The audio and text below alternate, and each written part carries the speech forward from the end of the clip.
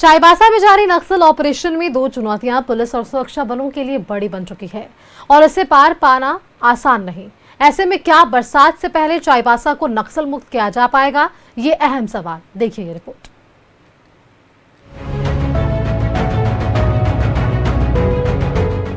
झारखंड को नक्सल मुक्त करने की कार्रवाई तेज। चाईबासा में जारी नक्सल ऑपरेशन में कई चुनौती।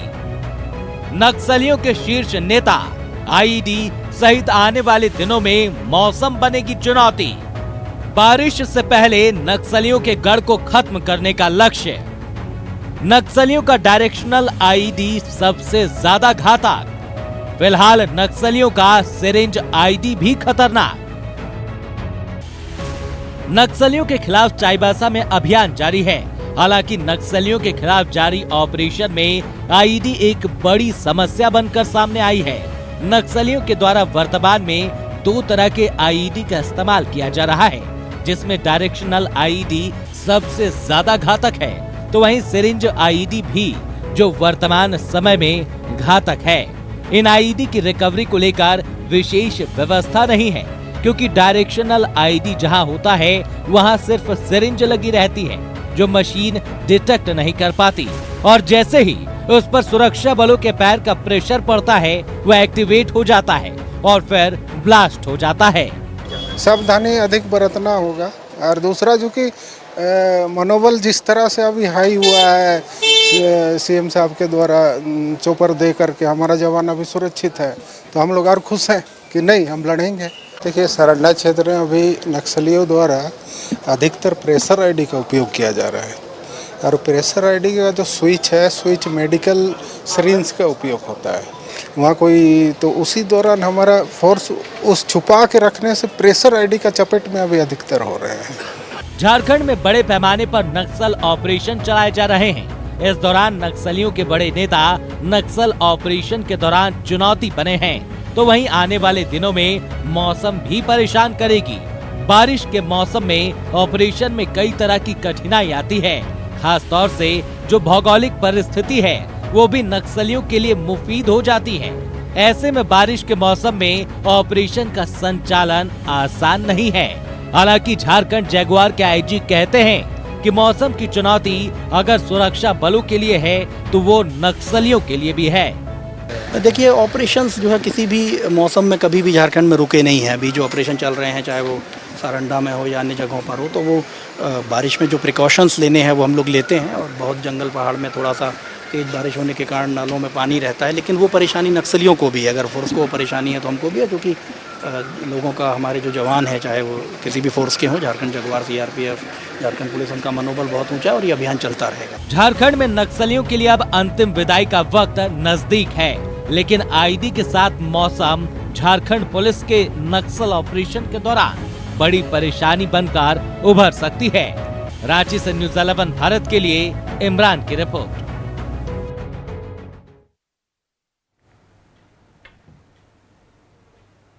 जमशेदपुर संवाददाता मनोज हमारे साथ जुड़ रहे हैं। मनोज का एक बार रुख कर लेते हैं। मनोज, बारिश से पहले क्या नक्सल मुक्त हो पाएगा झारखंड, ये एक बड़ा सवाल है। सवाल इसलिए क्योंकि आपको याद होगा इससे पहले भी डीजीपी लगातार कहते नजर आ रहे हैं 2025 तक नक्सल मुक्त करना है झारखंड को। क्या वो तमाम तैयारियां अब भी सरकार की तरफ से, प्रशासन की तरफ से, विभाग की तरफ से पटल पर? देखिए, निश्चित तौर पे जो सरकार की अपनी तैयारी है वो तैयारी मुकम्मल है, और 2026 तक नक्सलवाद को खत्म कर देना है पूरे देश से। और जो टारगेट है देश का, देश के गृह मंत्री का, वो निश्चित तौर पे वो समय से पहले फुल फिलअप हो सकता है। 2026 तक समय दिया गया है, लेकिन जिस तरीके से केंद्र सरकार या राज्य सरकार दोनों अपना समन्वय बनाकर नक्सलियों के खिलाफ अभियान चला रही है कि या तो नक्सली मुख्यधारा में जुड़े या उन पर कार्रवाई हो रही है, तो निश्चित तौर पे ये कयास लगाया जा सकता है कि इस बरसात में, ये कहना बड़ा मुश्किल है, लेकिन इतना तो जरूर है कि उम्मीद लगाया जा सकता है कि जो अभियान चल रहा है, जिस तरह से अभियान में तेजी आई है, वो नक्सलियों पर भारी पड़ता दिख रहा है। हो सकता है कि या तो नक्सली आत्मसमर्पण करे या नक्सली कम से कम इस इलाके से छोड़कर दूसरे इलाके में जाएंगे तो वो मारे जाएंगे। तो या तो वो झारखंड में मारे जाएं, या छत्तीसगढ़ में मारे जाएं, या उड़ीसा में मारे जाएं, या बंगाल में मारे जाएं।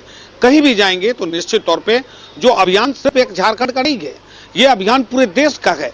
तो आप देश के किसी भी कोना में रहेंगे तो या तो आप आत्मसमर्पण कीजिए, जो सरेंडर पॉलिसी है उसका फायदा भी आप उठाइए, या अगर आप नहीं मानते हैं तो सीधे तौर पे आप मरने के लिए तैयार होइए, क्योंकि केंद्र सरकार ने साफ तौर पे गृह विभाग ने ये ऐलान कर दिया है कि 2026 तक हम नक्सलवाद को खत्म कर लेंगे। रहा बात बरसात से पहले, तो बारिश में निश्चित तौर पे अभी हम सुन भी रहे थे कि जो जगुआर के जो डीआईजी तो वो बता रहे थे कि देखिए ये अगर परेशानी अगर पुलिस के लिए है तो नक्सलियों के लिए भी उससे कहीं ज्यादा है। प्रशासन अपना प्रिकॉशन ले लेगी, लेकिन नक्सली कहाँ प्रिकॉशन ले पाएंगे, किस जगह पे? उनको तो सिर्फ छिपना है, उनको भागना है, या अगर वार करना है तो सिर्फ वार करेंगे। लेकिन प्रशासन के पास सारी व्यवस्थाएं हैं, निश्चित तौर पे प्रशासन उस पर भारी है। और इस बरसात में जो नक्सलवाद है उन नक्सलियों को सोचना जरूर होगा, क्योंकि जो इलाका है सरंडा का वो मिहरदा का इलाका है। वैसे ही नक्सली, जिस नक्सली पर इनाम रखा गया है 50 लाख से ज्यादा का इनाम है, और जिसको लेकर पूरे झारखंड के बारे के पूरे देश के तमाम राज्यों के जो नक्सल प्रभावित क्षेत्र हैं वहां पर इनकी निगाहें हैं और पुलिस की निगाहें हैं कि कब इसे पकड़ ले। तो अनिल दा को पकड़ना पुलिस के लिए बड़ा चुनौती अब नहीं है, क्योंकि जब एक तरफ से चारों तरफ से घिर चुका है नक्सली, और अब सिर्फ जमीन से मार नहीं होगा, अब जो मार है वो ड्रोन से होगा, अब वो मार है हवाई मार्ग से होगा। तो निश्चित तौर पे जो नक्सलवाद है उसका खात्मा तो होगा। उनका मनोबल जरूर टूटा है, और यही कारण है कि अब वो अपने तरीका में परिवर्तन ला दिए हैं। नक्सलियों की जो पहले काम करने का तरीका था उसमें परिवर्तन हो गया है। पहले क्या था कि युवाओं को भटकाते थे गांव गांव जाकर, लेकिन अब वो नहीं कर रहे हैं, क्योंकि उनको पता है कि वहां पर पुलिस पहुंच चुका है, पुलिस लोगों को समझा चुका है, लोग अब शिक्षित हो चुके हैं, युवा पहले वाले नहीं रहे, सब पढ़े लिखे हैं।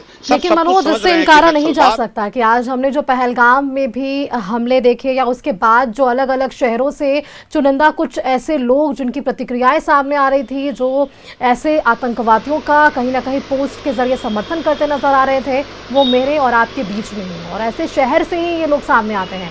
तो कहीं ना कहीं झारखंड में जो आज ये ठानी है कि ऐसे नक्सल मुक्त करना है पूरे राज्य को, ऐसे में ये फ्यूचर प्लान भी हम जरूर कह सकते हैं मनोज, कि आगे आने वाले समय में ना सिर्फ राज्य की बात होगी बल्कि देश की भी बात होगी, और ऐसे मानसिकता वाले लोगों पर भी एक विराम हम लगा पाएंगे। देखिए निश्चित सही कह रही है कि देखिए ऐसे भी कहा गया है कि जब तक अगर आसपास के लोग सहयोग नहीं करेंगे वो व्यक्ति आगे नहीं पहुंचेगा। उसको कैसे पता है कि फलाने अमुक जगह पे हमको अगर ब्लास्ट करना है तो इस रास्ते से पुलिस को घुसना है, पुलिस इस रास्ते से जाएगी, कब जाएगी, ये एक एक गतिविधि उसको पता होता है। और ये कौन करता है? जो उस गांव के लोग हैं, कुछ मुखबिर हैं, जो नक्सलियों के मुखबिर हैं, वो उनको बताते रहते हैं। या तो उनके सामने दो चीजें, या तो पैसा का प्रलोभन देता है, या उन्हें धमकी दिया जाता है कि अगर तुम नहीं बताया तो रात में हम आएंगे और तुमको मार देंगे।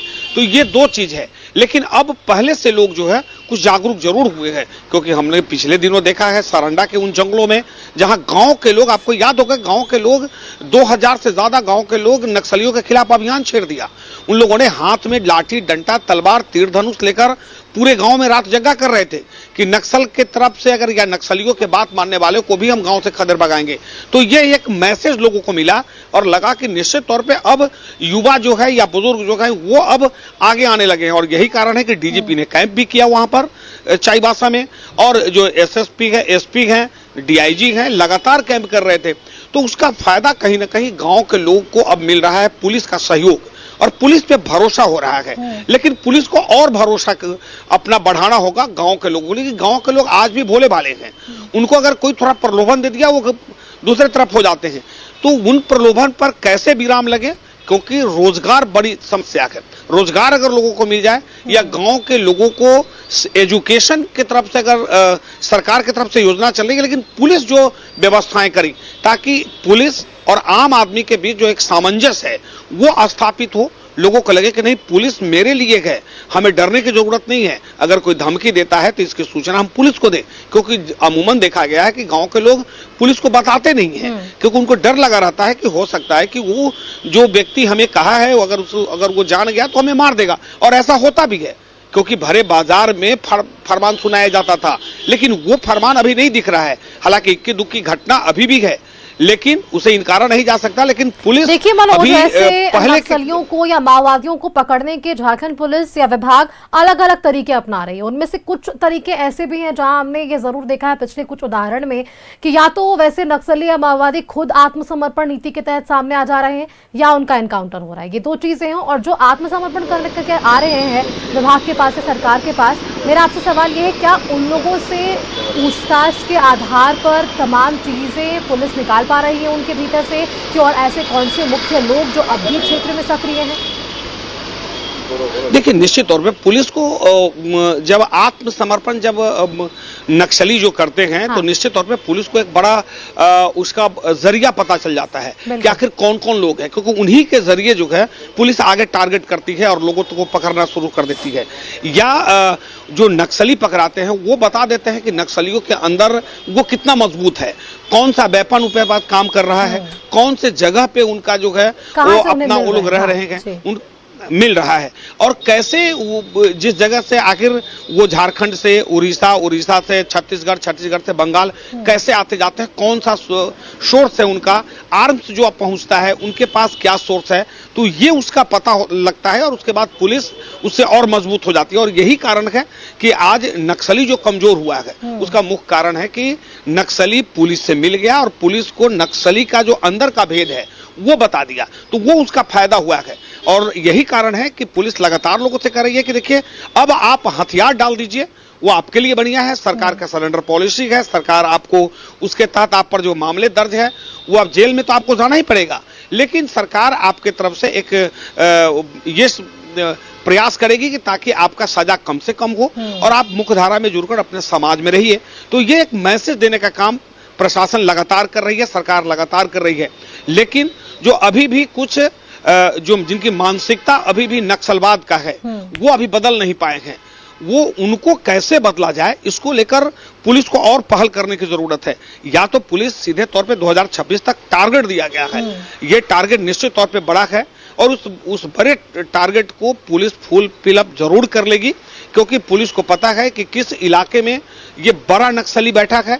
अगर मेरे इलाके से कर निकला तो दूसरे इलाके में जाएगा तो वो मारा जाएगा, नहीं तो उसको आत्मसमर्पण करना पड़ेगा। तो कहीं ना कहीं अब नक्सली जो है वो कमजोर होता दिख रहा है। एक समय था कि झारखंड के जमशेदपुर के बात करें, कोल्हान में, तो कोल्हान का जो घूड़ा बंधा और जो बहड़ा गोरा इलाका है वो नक्सलियों का घर माना जाता था। शाम 4 बजे के बाद न तो गाड़ियां चलती थी न लोग घर से बाहर निकलते थे, लेकिन वो धीरे धीरे खत्म होता चला गया। अब सिर्फ सिमट कर रह गया है, तो वो सारंडा में चाईबासा सरायकेला का भी कुछ इलाका था वो भी क्लियर हो गया, लेकिन अब धीरे धीरे सारंडा में है। तो वो ज्यादा अब हमें लगता है कि 2026 का जो टारगेट है, या तो नक्सलियों को आत्मसमर्पण करना पड़ेगा और नहीं तो सीधे उनको उसका पुलिस जो गोली का जवाब है वो उनके गोली का जवाब उनको मिलेगा और अंततः उन्हें मरना पड़ेगा। लेकिन प्रशासन का जो कार्रवाई करने का तरीका है वो निश्चित तौर पे वो काबिले तारीफ है, वो अपने हिसाब से कार्रवाई पुलिस कर रही है।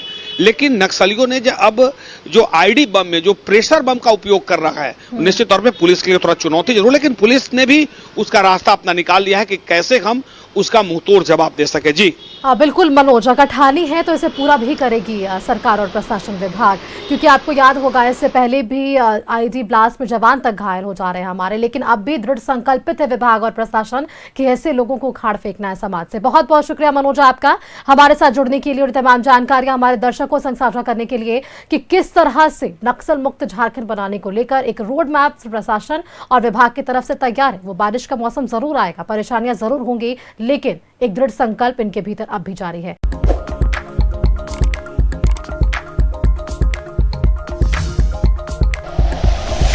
Like and share videos, subscribe करें हमारा चैनल और प्रेस करें बेल आइकॉन। न्यूज़ 11 भारत, सच है तो दिखेगा।